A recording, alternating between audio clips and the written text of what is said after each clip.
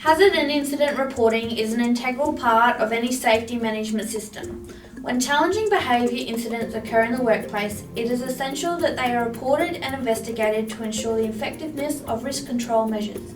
A strong culture of incident reporting provides the data necessary to identify issues and enhance decision making that improves the service of the organisation and the health and safety of your workforce.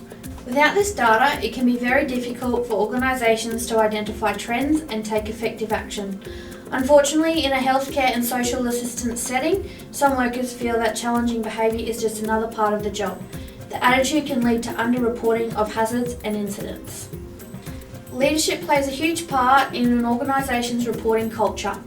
If workers are supported and their health and safety concerns are taken seriously and acted upon, then workers will feel empowered to report their concerns to management for action.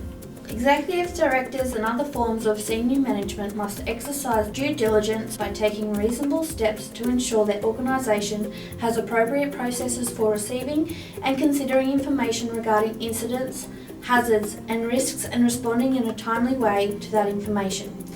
Tool 6 of the SA Health Challenging Behaviour Toolkit provides a guidance on reporting and reviewing challenging behaviour incidents. While specific to SA Health's system of incident reporting, it provides useful advice on establishing a challenging behaviour reporting and review system.